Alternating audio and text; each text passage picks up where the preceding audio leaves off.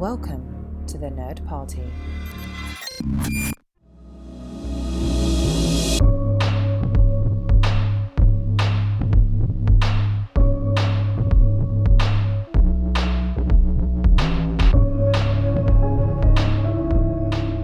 Welcome back to Houselights, our director's discussion show here on the Nerd Party Network. We're continuing in the house of Petersen of the 1980s as we discuss his 1984 fantasy epic, The NeverEnding Story. Although I do promise this podcast will end at the appropriate time.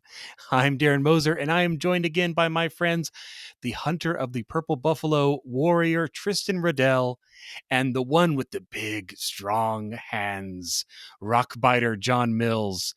Gentlemen, the nothing is approaching. Are you ready to have your childhood scarred as we discuss this film, The NeverEnding Story?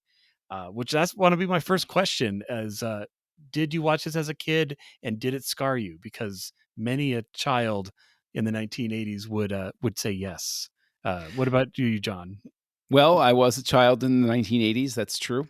And I did watch this on VHS. Also true. However, unlike most Gen Xers, I have a different perspective on it because by the time I encountered the NeverEnding Story, 84, I'd already seen like DC Cab and, Easy Money with Rodney Dangerfield.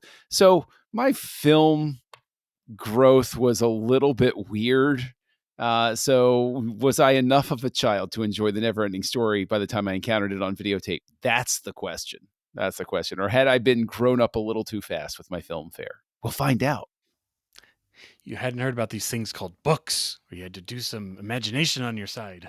Although I did have an uncle who loved to read, and he smoked a pipe, and that guy looked kind of like him. We all had that uncle. I feel like that's an eternal uncle. Mm-hmm. It is. I mean, maybe none of our uncles owned a bookstore, but it was, close enough. Yeah. What about you, Tristan? Was this something you caught again on VHS when, or maybe a sleepover at a friend's house, and then you never wanted to sleep ever again? This one was weird because I remember watching it as a child. I remember flashes and key moments, but I don't remember why we watched. I have more solid memories of watching the second one, Okay, than I do the first one.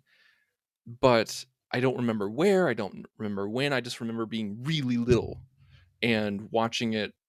Either we rented it from the rental store or something like that. But I haven't watched this since I was a wee lad, like super small, maybe in diapers. I'm not quite sure.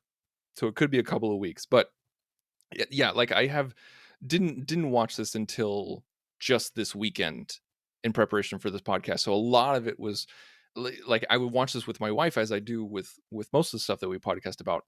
And she was the same way.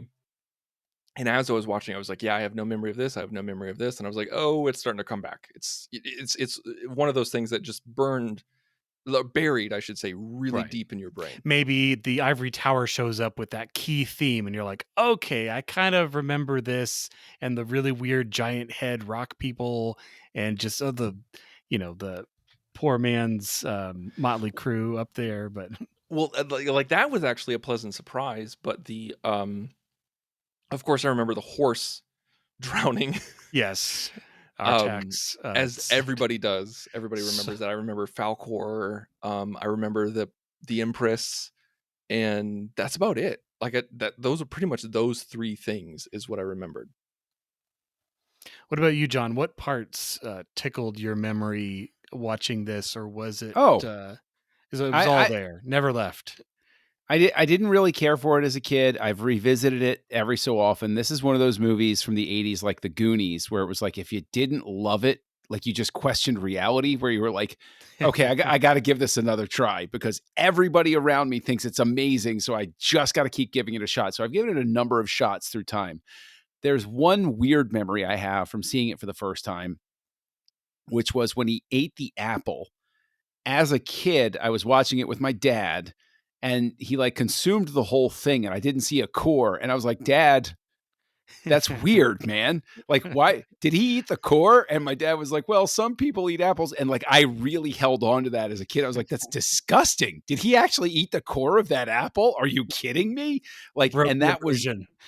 yeah, that was my thing. I was like, what kind of monster is this Bastion? He's not really a human being. And yeah, I So, remember even back then, like the attic, I was like, that's the attic to that school? That doesn't seem to make sense, but okay. That's a so Midwestern town attic, not a New York City yes, street attic. yes. Okay, Right? I'm so Yeah. glad that you mentioned that because my wife went to a very nice high school, like one of the top schools in the state, everything like that. I went to one of the bottom schools in the state. I it's lucky I know how to read. Um, but she said the same thing. She's like, what school has an attic like that?" I was like, "My school had an attic like that. It was disgusting. It was horrible. Like it was a safety hazard. Like we very much had an attic like that." Yeah. But I doubt that it looked like it's maybe it's part of the whole thing that they're weaving that like he runs up into an attic like that and it's supposed to signify that he's already entered into this realm that's sort of like a magical different thing than the actual school's attic. I could buy that if the film language said that instead of almost communicating that attic key, it seemed like he had used it many times. Yeah, it seems like this was his hideaway spot this is where he Right. went when he didn't want to interact with people. So if film-wise they showed him break that for the first time to grab the key and get up to the attic, maybe it's like, "Oh, okay, he's entered the that attic is The like some realm. magical bridge between the two of them." But yeah, it's just it doesn't No, but fit. it felt like he knew exactly where that key was, Yeah. or he knew that that's where the janitor left it because the janitor was lazy and didn't want to put it on their ring, and they're just like, "Oh, I'll just leave it here." No kid's gonna go up to this attic except for Bastion. Right. Um, yeah. Speaking of which, Bastion, the entire movie, Oh I my was like, gosh. are they just not are they just not pronouncing it I right? did Is not know everyone this kind of like kid's name mumbling the until the words? age of subtitles. I seriously did not. I was like, "What?" Because it is the weirdest I've never heard that name before. Maybe it's common in Germany. I don't know, but I that was a really weird name, and his whole name, Bakshin Balthazar Bucks. That sounds like someone out of Fantasia. It really does. Let me because you mentioned it, Darren, like is it possible because this book was originally a German book.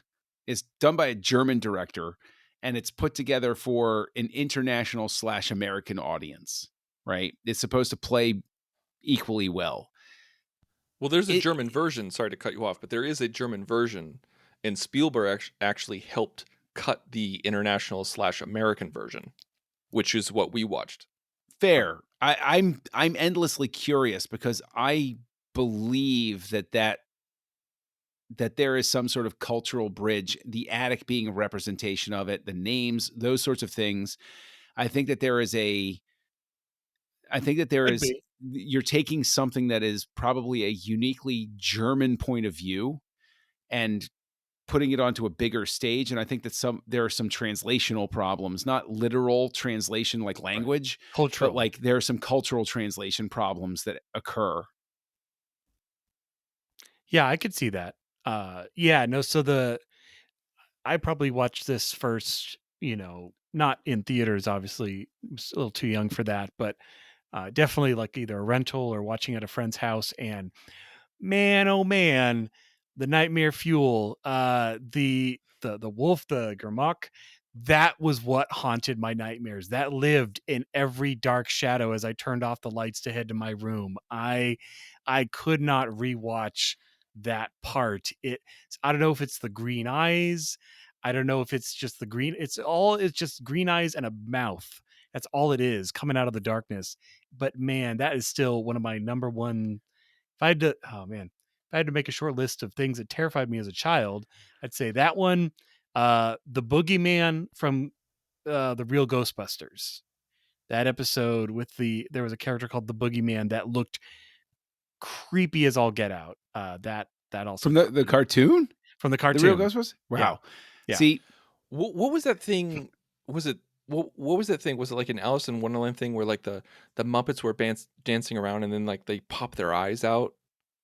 Anybody Oh, yes, you're thinking of Labyrinth. is Yeah, that Labyrinth? Labyrinth, where they're like That messed me up. they're furry and fuzzy, and then they take their eyes and put them on the edge of their fingers, and then they put them in their mouth. Yeah, yeah, Didn't yeah, didn't sleep for weeks. yeah. Didn't Labyrinth is friggin' also sleep for some weeks. See, nightmare.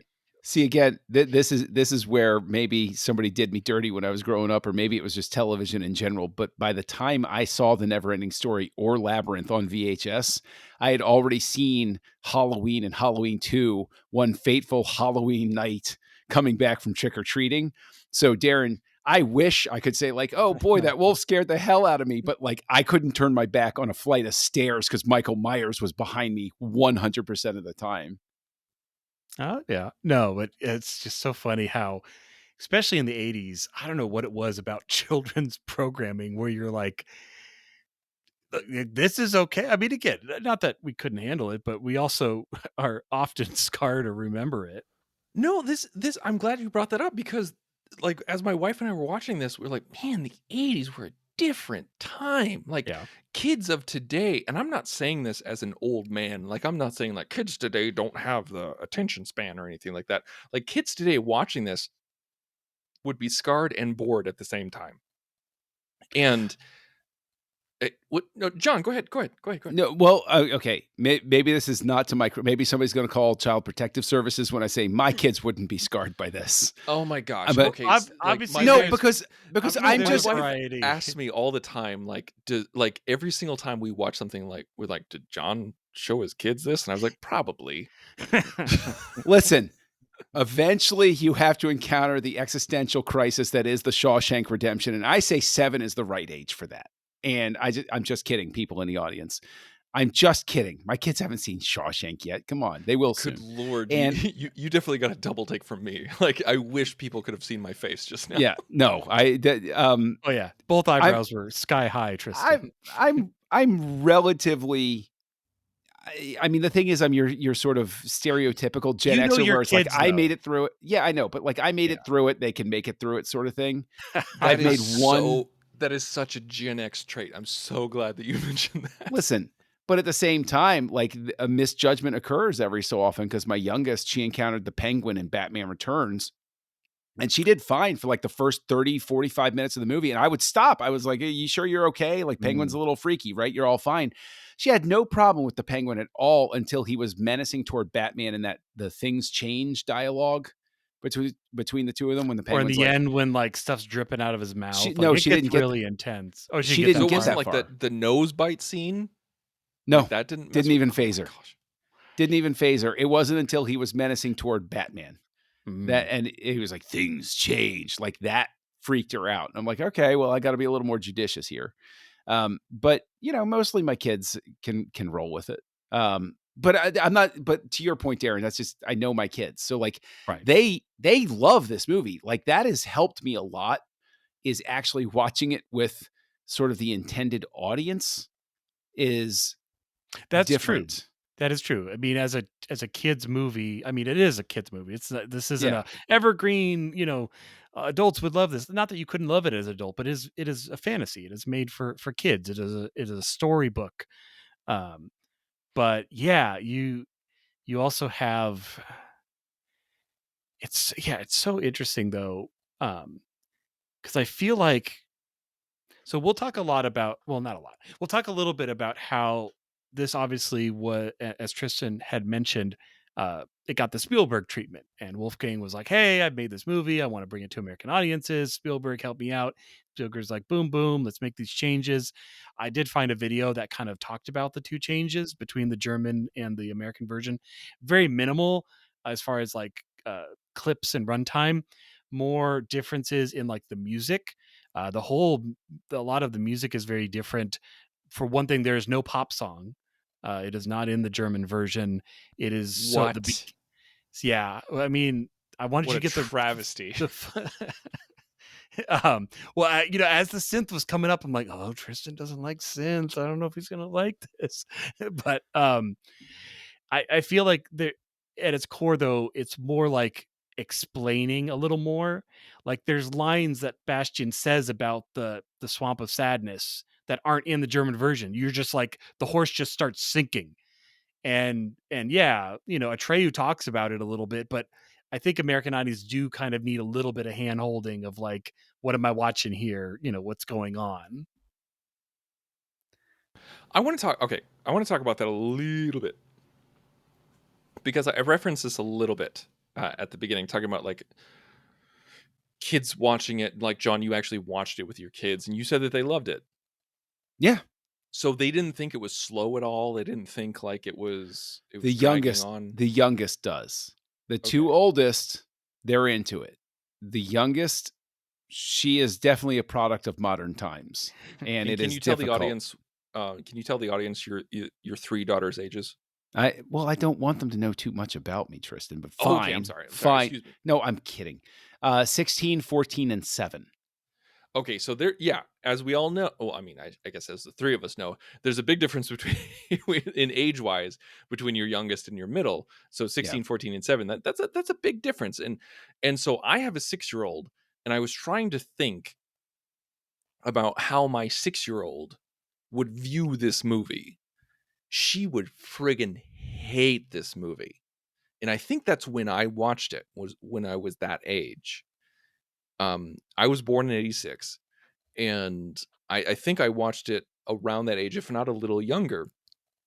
And I have very few memories of it. And as I'm watching this, just like, good Lord, this is for children. Like, not only is it scary and weird and odd and a little messed up, it's slow as balls. That's a technical term. And so I'm just like, Mike, and I'm trying to think like, okay.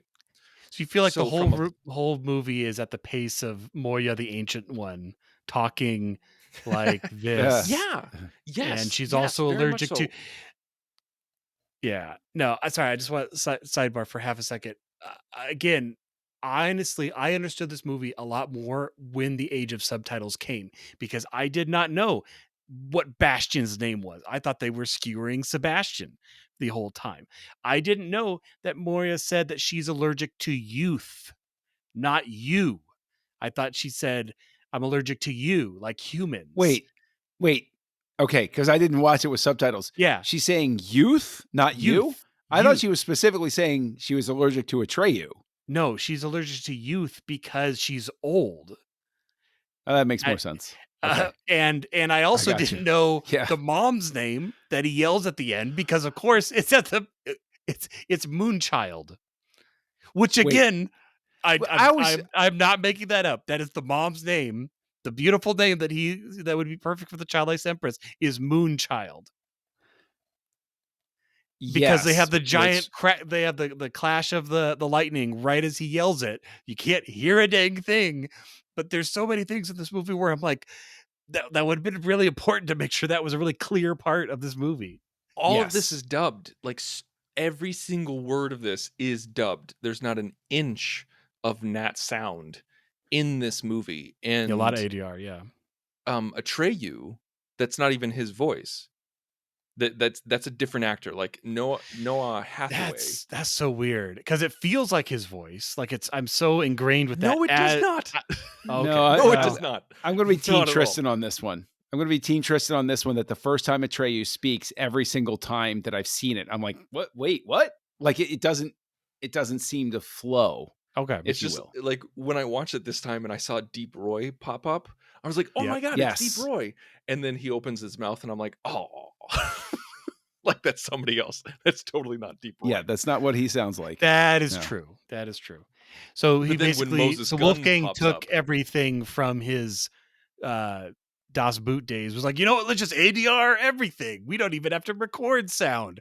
They probably didn't on the entire set. You know what? Right? It makes you wonder, like, did they even roll sound? Because I mean, they have to know. Maybe like, you could in order roll to it do ADR, for like you have syncing. to hear the bad audio. Yeah, for syncing, you have to do something. So, but you don't have to worry about it. You don't have to worry about being good. Yeah, it's just insane. Like more movies. How do I phrase this? Movies do ADR more often than the average watcher thinks. Yes, and absolutely. when it's done But really there's well, good you go, ADR and there's bad ADR, just like there's good CGI and bad CGI. Good CGI you don't even exactly. notice because it's like tweaking things. This is an example of Yeah. bad ADR.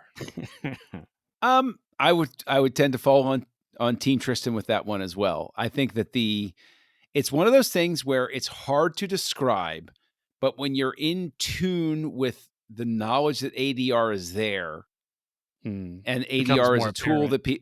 that you don't even have to know that ADR was used on the film. There's something about how breathy the sound is where you can really tell it's ADR, because There's ADR will no always sound like somebody's in a booth. It right. will There's no never sound echo. like There's somebody's no got natural sound of like Room tone. yeah. The Yes, word you're what's it? looking that's it. for is room tone. There's no There you room go. tone. Like Atreyu doesn't sound like he's in a swamp. He sounds like he's in a Right. conference room. You know, Yes. Exactly. That's Yes. exactly right. Now, A one thing conference I room will swamp. give it credit for is the for 90% of the film, the green screen work and Blue screen back then. yeah. Blue screen. I almost swore so You're- hard. you're Bring right. it. I live for these moments. This is why I'm here. He's right. Why is this a what's wrong You- with this? You like, I swear the F word, my mouth was forming the words. This has It was made like, me so happy. Wait, Fantasia? I want everybody to know in the Fantasia 100-something you. episodes, in the 100-something episodes that we've done, this is the happiest I've been the entire time, that I frustrated him this badly. It was such. You should be. I should get. I should be a shot. medal. Yes. I should get a medal for restraint on that one. Because I didn't just go F you. I'm so happy right now. You have no idea. Like, go on, please. The matting, the blue screen, the the film cutting, the overlay, all like 90% of the time, that was really good. Like, It was. specifically for this era of filmmaking, it was really solid. Like, when there were times when, like Atreus would be on Falkor, and I'm like, holy crap, like this is lit really well. They knew their Like, angles that they worked knew their well. angles, but then there was other times when I'm like, ugh. Like in the wide shot, like when Falkor is doing like the dip up and down, you're like, oh, that Yeah, doesn't there work. are. I do feel they also knew when not to try to make it work. Like when he grabs Atreyu, it's like literally half a claw out of the top of the frame. Like they know they can't show any more than that, and it's not going to fly. So they just don't. And it's like, and then you're off, and you're on the next beautiful shot, and boom, boom. But and like when Atreus is like they have a ultra wide shot of Atreus walking, like through the gates, with the big the city Sphinx statues. Yeah. Sphinx. Like they're potato. Like that was that was overlaid and superimposed really, really well. Like I was looking really closely on how that was put together, and it was a lot of it was seamless. So much of it was seamless. There was a shot that I noticed because so when the what's his name, the crazy old man, the scientist is in the little bucket, and his wife is cranking it. I noticed, I'm like, why are we cranking like this? Why are we doing like that? I'm Phrasing. like, oh, it's because of the wide shot, because the wide shot is a model, and she's just glued to that crank, and that the turning motion is what is animating the puppet. And it's because that wide shot where you have big Atreyu and they're little, but again, it clicked so seamlessly. I mean, yeah, if I was looking closely, I could tell that it was miniature work, but it was the proper technique for that shot. I don't know how else they would have done it. So glad you brought that up. That was very much on the forefront of my brain when I was thinking about what worked, like that special effect, specifically that shot. And granted, they were smart. They did it at night. They showed it at nighttime in the night sky, where you can, like, the darkness can hide a lot of sins. But with Atreyu and the scientist up on the hill right before he goes to the Sphinx or titty statue with the telescope. with the telescope, like it worked really well. It made me think of Lord of the Rings, like with with the way that they do. Right, he's supposed to be a little guy that's like maybe half Atreyu's height, but he's obviously a full grown man. But it works. It really worked. Falkor, like, I mean, like they built one Falkor and then they rebuilt the set around him, just like the Millennium Falcon, but it worked. Big Jabba Like the Hutt vibes. Yeah. when they pull back on that wide shot of all of him, okay, it works for 84. I'll say that. Okay, thank you for qualifying it. Sorry, Thank it you for works. qualifying. The lip sync is a little rough, but they get it in the eyes. The Falcor's eyes. I mean, he's a dog. He's basically a dog with a giant long body tail. Like everybody loves Falcor because I think they capture you in his face. I don't know that I love Falcor. I think Falcor is I'm okay. Team John on this one. I think Falcor is charming. Like there. Okay, I'll say kids think Falcor is charming. Maybe it's not their favorite thing, but thank you for the reference. I cannot watch this movie without thinking of Family Guy. Oh, Peter, you're a little big guy. Oh, you think we could lay? Yeah. I think that if anybody has seen The Family Guy where Peter is writing Falcor, it's pretty great. Falcor is good enough. Falcor is Cy Snoodles in 1983. It's good enough. This is the best we can do. So we're going to go for it, sort of thing. John, and obviously, we all know that reference. Yeah. We all know that reference of Sly Noodles. Just for the sake of argument, pretend I don't know that reference. Oh, my apologies. That's true. Cy Snoodles was the lead singer of the Max Rebo Band. And in 1983, it was good enough for her just to be a marionette and have her lips just go blah, blah, blah, blah, blah. And of course, if you made it today, you would not do that same sort of thing. And Falcor falls short in a couple of places, like his teeth. His teeth look like molded plastic. They don't look like. Now, when he picks up the paw, the toes aren't jointed. Like it's you can tell it's one piece of plaster or whatever it is. Like there's little things like that don't make him come alive. A kid doesn't necessarily care about that. And so it's like, it's okay. It's one of those sins. Here's my kid analog I'm supposed to imprint on flying on a luck dragon. That's all I care about. It's awesome. Right. And he goes and he comes into our world and fights my bullies. Like what kid wouldn't love that? Yes. And it's interesting because Falcor showing up at the end speaks a little bit, I think, to some of the messiness of the movie. That's a whole nother. Yeah. Yeah. Let's talk about the ending. Let's jump ahead. Let's talk about the ending. Well, I was mentioning to you, Tristan, before that the ending, because I mean, it does kind of feel like tacked on. He's like, well, what do you wish for? The end of the movie. And then it ends. But it's not the end of the story. Yeah. But then a voiceover artist that we've never heard, a narrator that we'd never hear before. Yes. Yeah. Never hear before. And it's like, there could be a sequel. Tune in next time. Yeah. Bye.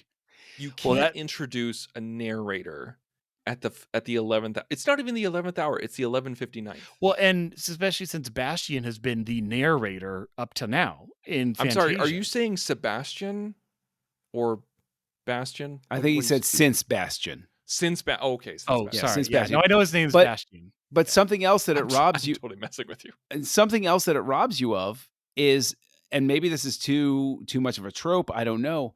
Something else it robs you of is him having the moment with his dad at the end. I would say that a staple of a story like this is you have to have some of that resolution with the father figure to say, Dad, I'm choosing my own way. And the father begrudgingly acknowledges, okay, you're right. You have to find your own way in the world. I found my way. You found your way. And I know that this movie doesn't lend itself to that, but that's sort of an expectation of the story, as is one of the characters in Fantasia should have had the dad's voice. Oh, been like the wolf. Yeah. The wolf should have had the dad's voice. I wouldn't necessarily go that far. I would maybe make it like the rock biter or some companion. No. I would say the wolf, because the wolf's whole point is the nothing is coming. Who cares?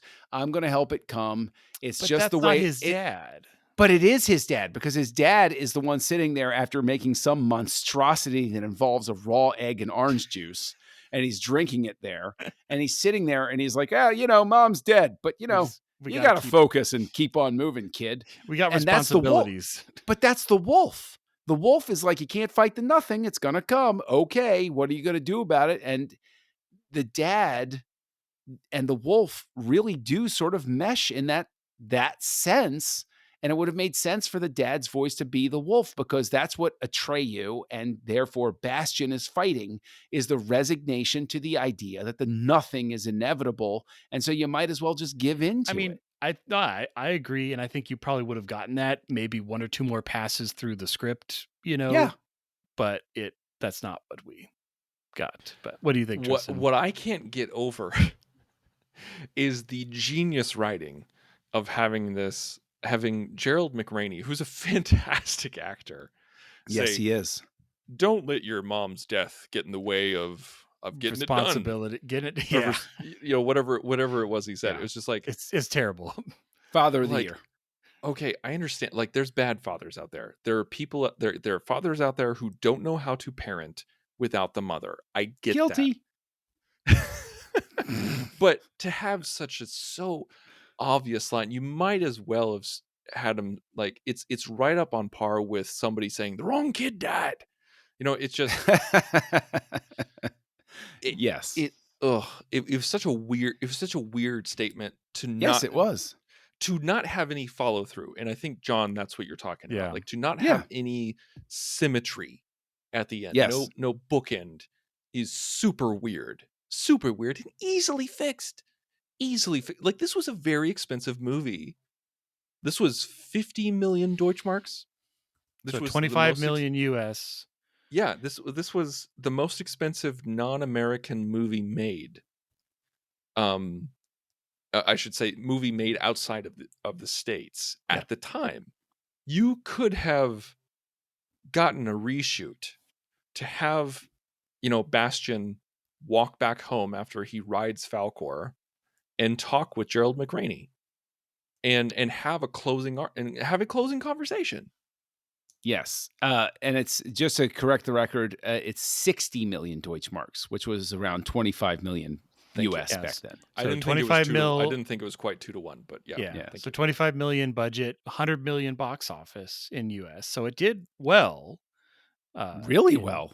it did 100, and again, this is one of those things where it's like, oh, in my day, but like 100 million was your blockbuster benchmark. Yeah. Back then, it was $100 million with the, adjusting for inflation, blah, blah, blah, blah, blah. Like, nowadays, we're so used to that Disney marketing juggernaut of we made the GDP of a small nation with one release. And it's like, back then we thought $100 million was a lot of money. And it's like, Right. but now if you don't make $1 billion, you're not really a hit. And but like, that was massive. That was a massive hit in 1984. Yeah, No, absolutely yeah. massive. No, it was. And I think we've hit on some of the points on just the story. But I do think, I wanted to, let's circle back around to the music. So we have the super pop intro and outro, but beyond that, I think there's some really good music cues in this. There's kind of the main Fantasia theme, with the strings, which you kind of have when they're flying. There's a lot of flight music. Ivory Tower cue is one of my favorites. Like, I don't know. I mean, something really special about the Ivory Tower, but it's a really impactful cue when it hits you and you're just like, oh, this is a special place. Like, this is where the Empress is where we're going. It feels like magic. And it's it's a very unique building. Like, I've never seen anything like it in fantasy or fiction. And then, you have Atreyu's theme. So, John, what do you think of just the overall, just the music, just how it's, I was getting tiny princess bride vibes, as far as like you have a little bit of synth and stuff like that. That's as deep as I'm going. But what did you think of how that told part of the story? Well, I'm glad you mentioned Princess Bride, because this time on this watch through, because we watched Princess Bride so recently, I definitely picked up that Princess Bride, there's a vibe very similar to the scientist and his wife. I was like, oh, this is the Billy Crystal Carol. It kind of King is. thing. Okay, it very gotcha. much is, yeah. The music I thought was fine. I didn't think it was special. Everybody loves the song that's become a pop hit. the NeverEnding Story. Okay, I get it. And it's a Stranger Things reference now and all of that. But I remember, because we just watched Das Boot, I never thought of it in terms of, oh, the same composer did this score. And I saw his name in the credits. And I was like, huh, I wonder how well this is going to play. And then I also saw Giorgio Moroder, who also did, he Right. did some oddball ones here and there. It kind of feels like a tale of two composers, like trying to. You had like this first pass that didn't quite work or gel. But see, it can work really, really well. See, Last of the Mohicans, which is one of the greatest scores of all time. And then Yes. this is fine. I don't have any specific problem with it, but I also don't think that it is something where I'm like, yeah, I'm going to put on the NeverEnding Story sound, like going back to Last of the Mohicans. Right. Or something contemporary with it. I'll listen to Indiana Jones and the Temple of Doom. I'll listen to E.T. I'll listen to Return of the Jedi. I'll listen to Ghostbusters. Am I like NeverEnding Story? I'm like, maybe I'll listen to Half the of theme those are song. Williams scores, but yes. Yeah, more than. But like, if I do NeverEnding Story, it's going to be like, I'll listen to this theme song ironically, and then move on to the next thing. It's fine. There's nothing terrible about it, but there's nothing that I think is particularly special. That's my take on it. I'm sure that makes me a terrible person. I don't know. Then let's go on to some of the characters. So this, of any of the like early 80s fantasy, like we have a variety of movies with interesting characters. You have like Sloth from Goonies. You have this one feels like it's so interesting. It's like nowadays, that every single person at the top of the ivory tower would be from modern IP. They'd be recognizable because this is supposed to represent all of the fiction of fantasy of every story ever told, every magical place ever written. And I swear there is some like what was it, the Federation Council of Star Trek 2 level vibes of some of these creatures with like dual eyes and heads, and it is really interesting character design as far as these background I characters. loved that character. I loved all those characters. I loved the huge head guy. What vibe did it give you, Tristan? What is Man, I don't know how to describe the vibe, but I loved the creature work in this. Yeah. And I don't want the tone of my voice to convey too much positivity because I did not like this movie, and I'm trying. I want to it's give. okay to like I'm the character design and I'm not like spoiling it ahead of the time, pacing? but I love the character design. That was one of the things that really stuck out to me was just the big heads, the multiple eyes, the multiple faces, where like they had like the Janus thing or however you want to say Janus. I'm like, Janus. really? I think it's That's how you well. That's the way they pronounce it in Judge Dredd, which features the same actor that was in Das Boot. So I'm going to say Janus. Okay, all right. But back then, back in ancient Rome, they probably would have said Janus. But Right? I don't know. You think? Exactly. But like Yeah. even the Star Wars references in the background, like with Yoda and whatnot, like all that stuff. Like I really liked it. I think, and even with Moses Gunn, like just having a little bit Yeah. of a peak on Like his he's head. not human. There's no humans Yeah. here. And even Atreyu was supposed to be like in the book. He's green, like his skin is green, and that would have been interesting to The see. green hunting the purple buffalo. Yeah. Yeah. I think I loved it. I loved that. That was probably my favorite scene. Was all of those creatures put together. I just want to make a special shout out to Moses Gunn in that scene because he has always been one of my favorite actors to see he appear showed in up and knew anything. the assignment. He's so good in this. But that's the thing is you want to talk about a guy who I could walk down the street and be like, do you know who Moses Gunn is? And everybody would be like, who the hell are you talking about? Bump But it, that is a guy who had screen presence. When he walked out, he was old school. He would walk out and the camera knew who it was supposed to be paying attention He's the to. Alec Guinness of the Fantasia. He really is. Something like that. But like when he was out there, I was engaged. Like, it was like, "Oh, okay, I'm paying attention to him." He was a terrific I'm sorry, I don't mean to say was, he is no, he did pass away in '93, so, okay, fine. I can say was, but he was a beautifully gifted actor, and I think that the casting of him in this film was a masterstroke because he played the exact right role. That is the role he needed to play in this film. But, but it's in terms of character design, I love the character. I agree with you, Tristan, that I love the character design, but it's one of those things where I look at these characters and my brain immediately says the sketches were better than the execution. With the exception of a few things, I look at it and I say, "Oh, that's really clever. That probably looked great on paper." And instead, it's stunning to me that it did cost so much money budget-wise, because I don't necessarily see that budget on screen in those character designs. If you take me back to Return of the Jedi, or you take me back to, I think, Darren, you mentioned Sloth from Goonies. I see budget in those things because they're convincing.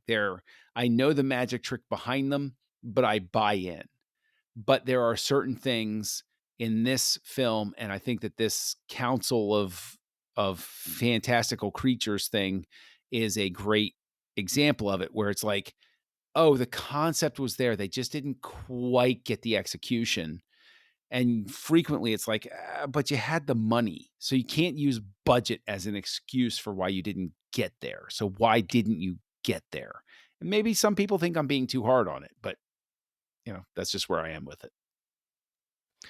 Yeah, I mean, I think I liked all of the cleverness, where you're looking at it, and especially with like the dual faces or the eyes, where you think for half a second, and you're like, okay, where is the human inside this? Like you have to kind of think for a moment, which is good. I mean, I want to be kind of challenged in that way. But I love that, matte paint, or not a matte painting, but the matte shot of that terrace, which is like the largest soundstage they had, and they built this massive court and put the camera really far in the corner, and and then matted around it, and then all the skies are replaced, but again, because it's 84, so everything is real, everything is, or some sort of optical trick to put it into the camera. um, I love the three messengers we meet: the rock biter, the racing snail, and the bat. Um, again, they're just memorable enough for the moment we see them, because we never see them really much again, or they're not a main part of the story. But except for the rock biter gets a lot of lines. He talks he talks quite a bit, but that's good. But no, and so you go through this adventure, you have the testing of Atreyu, and then at the end he's trying to get back as the world is being destroyed.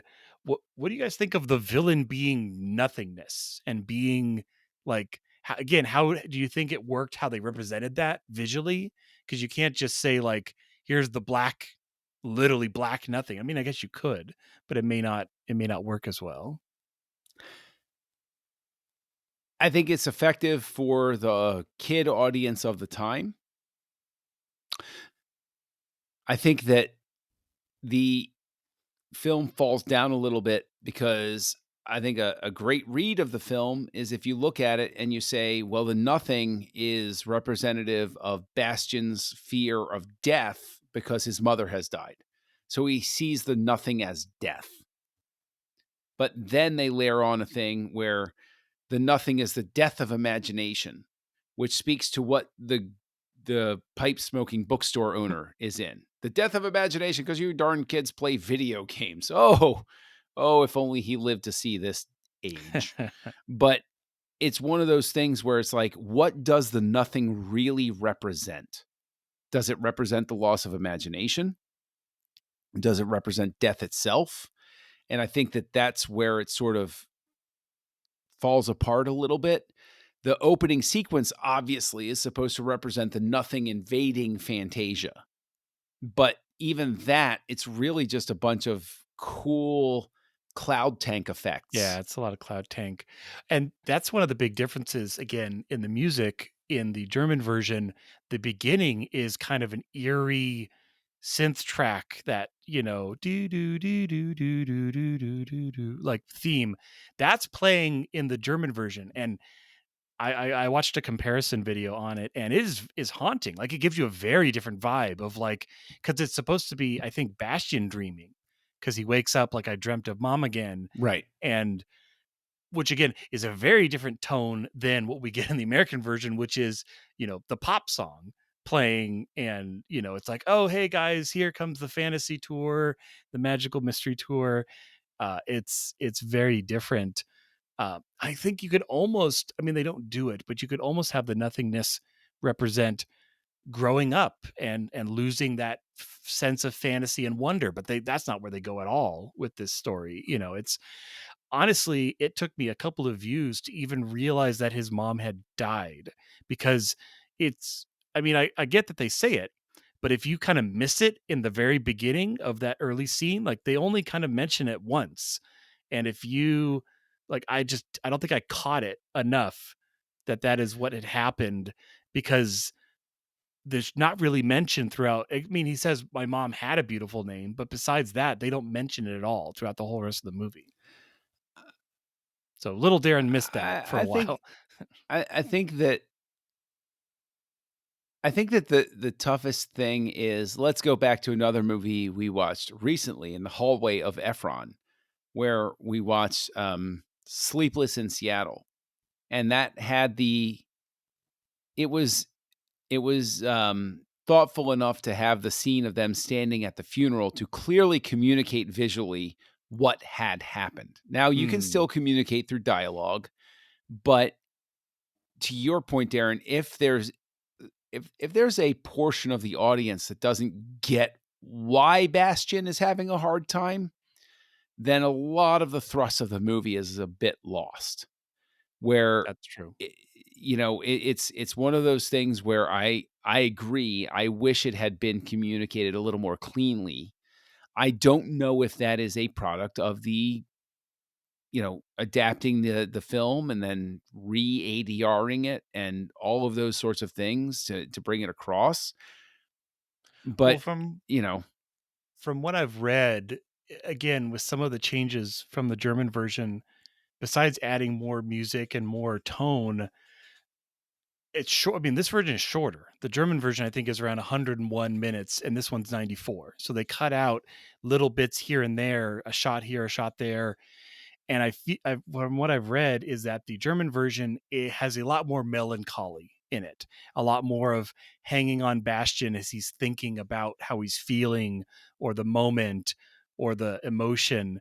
And not that that's not in this movie, but I think it sounds like they double down on it in the German version. It's definitely a cornerstone. I mean, it's possible that my German ancestry is coming to bear here, saying, "I wanna see that longer version."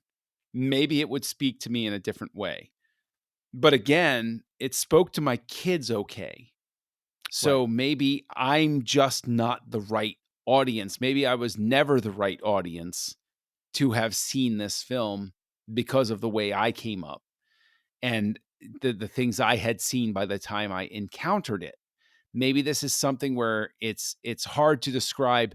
If you were coming up in the 80s trying to explain to somebody in the 90s why the Muppets were so magical is I It's always go back to difficult. Homer Simpson. Well, it's not quite a mop and it's not quite a puppet, but boy, it's really funny.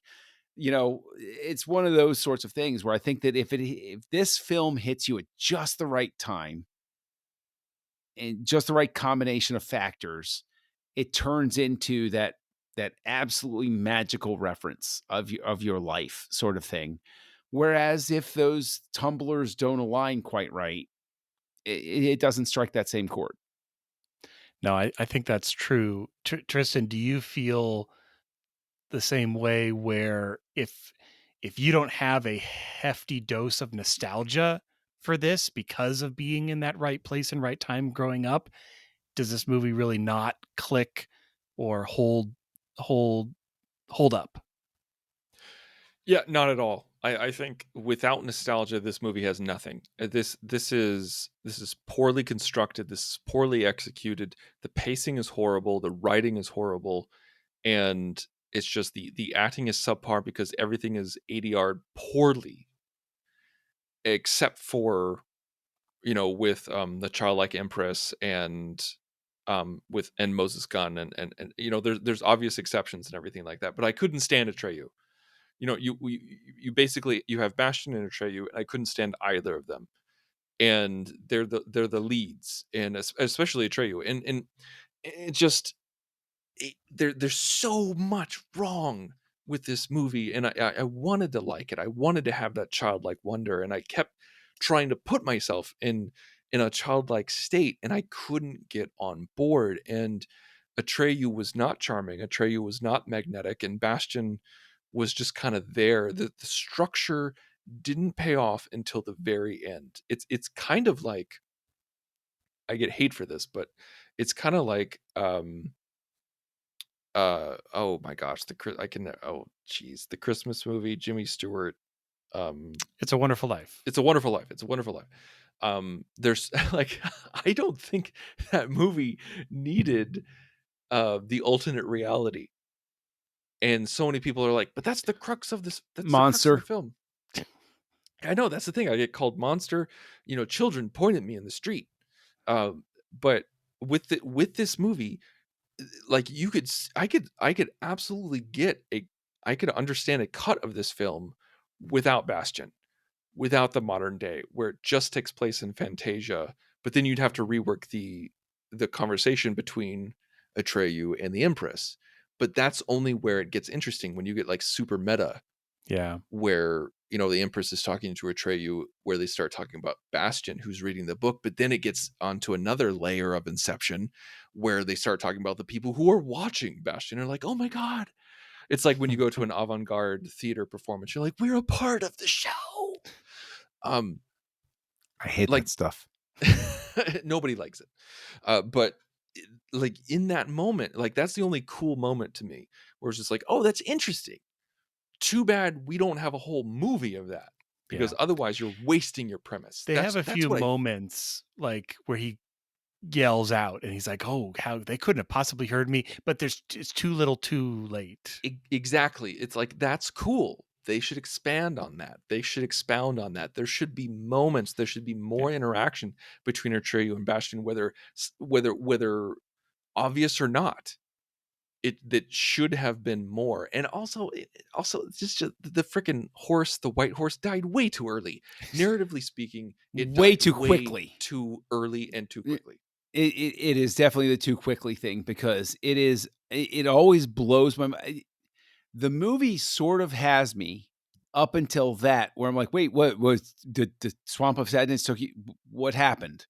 Like it really moves too fast. And Then hits the this is the brakes. this is the thing where, sometimes you feel like you're a crazy person because you don't love the same thing that your generation loves. I always talk about Gen X in this movie, blah blah blah. But even the author of the book did not care for this adaptation, and said, this is a quote from an article at the time.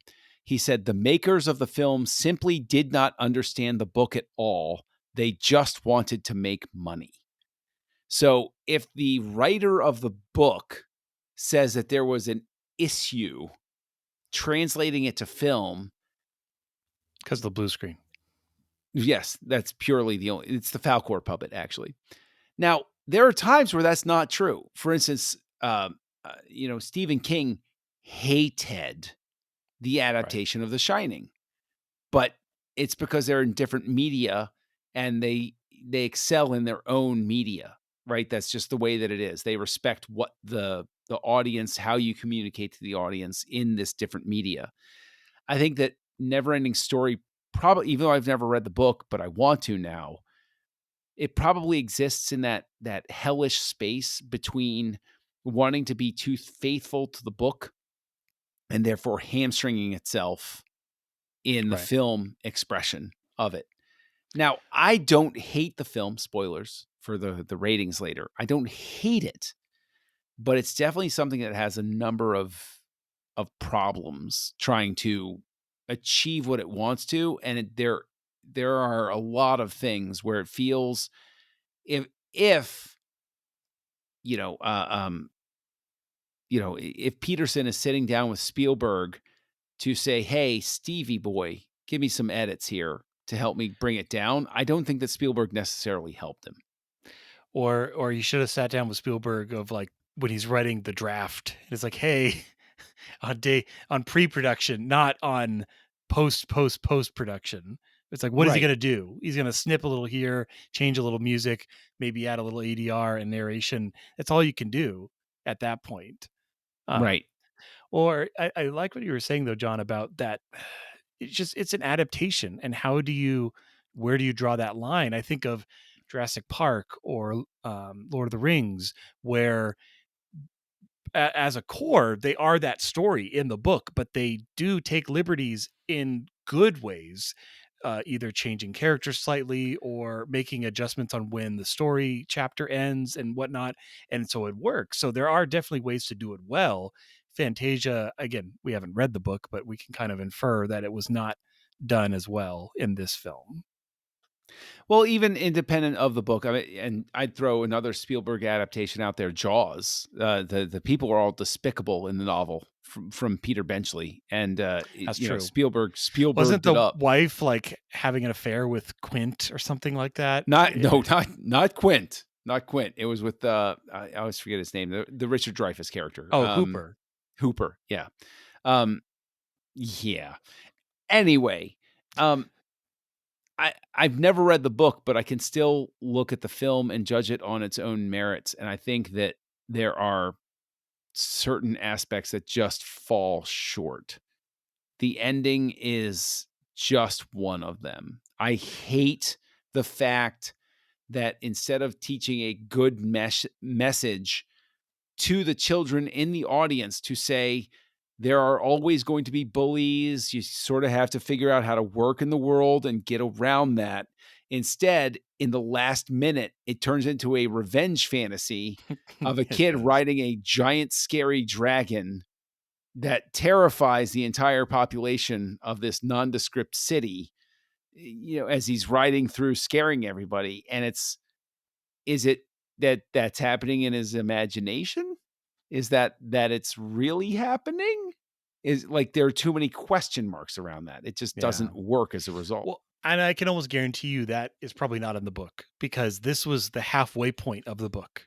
Like the story keeps going, so you don't even have the whole story. So of course it can't end properly.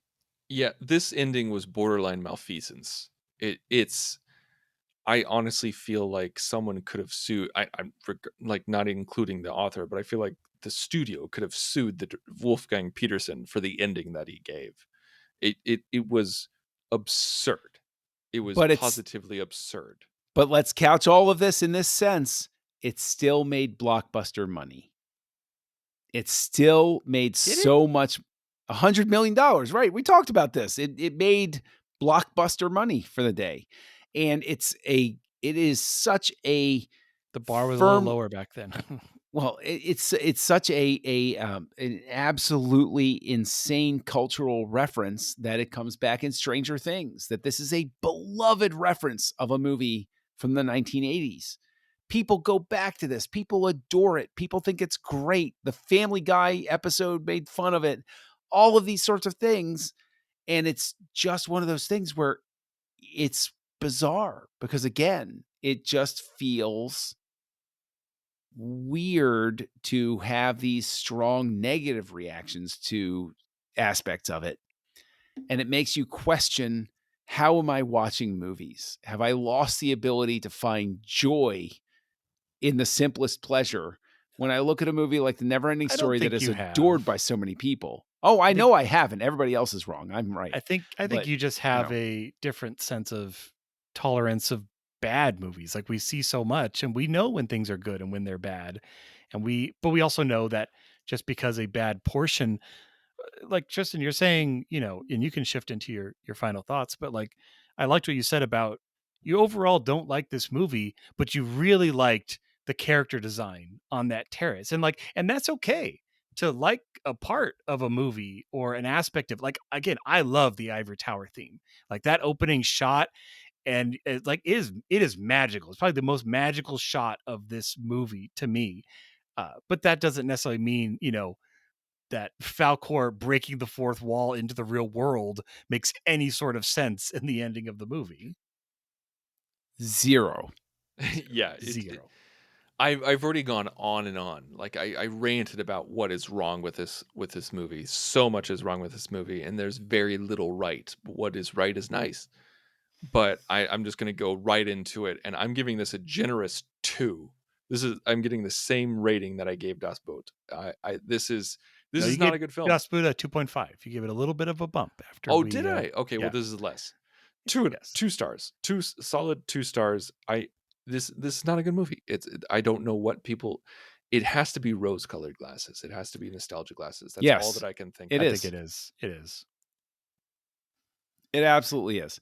Now, before I go into my rating, the one thing we didn't talk about is that there was a discussion about doing a remake, or probably they'd call it a reboot now. And the infamous Kathleen Kennedy in 2011 said that problems securing the rights to the story may mean that a second adaptation is not meant to be. Well, it's been a few years since 2011, so it has, it's but not meant to be. But as recently as 2022, there's like a bidding war for the rights for streaming and studios. Like, is it going to be a series? Is it going to be a film? Is it going to be, what is it going to be? A miniseries would work. I mean, there's a lot of dense material, it seems, but I don't know. I don't know if the story's there to justify that much time. With the way the streaming ecosystem is collapsing, I think that the bidding war is probably on hold for a little bit as we record this. But I think that a series, it probably lends itself to a series. Like a 6 or 8 episode series. I think it could work really well. I think a 4 episode with a promise of a second season or something like that. You gotta tease the audience along. Get at least 3 seasons out of it. Get the Netflix viewers and stuff like that. The problem, I think, with this is something so much of its time, and it's got a good heart. I think that when you watch this, even when you have problems with it, the intent is so pure that you want to give it as many breaks as possible. That said, I will also give it a very generous 2. Simply because the things that, like, it keeps me in it. My kids were in it, but it kept me in it up until a certain point. And then it drops off sharply. And I think it's the swamp of sadness is where suddenly I sit there and I say, where was the editor in this? What happened here? How did this happen this way? And I really hinge on that because after that, everything feels rushed. Everything feels like they're just taking shortcuts to get to the next point in the story. And it turns into a bullet point movie. And I have every intention of seeking out and watching the German version of this because I have a serious I believe it's feeling. On the most recent Blu-ray is the German version with English dub. Well, I have a very sincere belief that this is going to be something where the longer cut helps it a great deal. But for the American version, the version everybody knows, the version they reference in Stranger Things, I'm going to go ahead and give this 2 stars because I'm in a good mood. And to give it lower would probably get me death threats. No, I think we've said a lot of it all. I think, I think the nostalgia is probably what would hurt it most in some sort of remake reboot, because you could tell a beautiful story and you could actually do justice to the effects and the characters and no ADR and all of that. But everybody is comparing every frame to this rose-colored beloved movie that they haven't actually watched in about 20 years, that they remember from their youth. But if they did go back and rewatch it because they were listening to a great podcast called Houselights, they would realize this is not actually that great of a movie. And again, you're talking about a very a specific slice of America that was at that right age, right time, saw this in theaters, had a Falcor plushie at home or something, loved Luck Dragons. So yeah, I would not I would not want to be hired onto the production of a remake of this. How could you win? I don't know. I mean, granted, you could if you put out something really, really interesting, but it would just feel like such an uphill battle. So I too am going to give this a 2 overall. Again, there's great moments. I also don't watch it very often just because it scares the bejesus out of me. Like I'll kind of watch it from the side, like, okay, there's the one. I know he's going to be there. There he is. And I think that's just for me personally, having that particular character linked with, just scariness in my childhood. But as I promised, this is not the never-ending podcast. We are coming to an end. So Tristan, what are we going to be talking about next week as we round out the 3 films of Petersen of the 80s? We are talking next week, 1985's Enemy Mine, starring Louis Gossett Jr. and Dennis Quaid. In order to hear what we say, please tune in next week on Houselights. Join the revolution. Join the Nerd Party.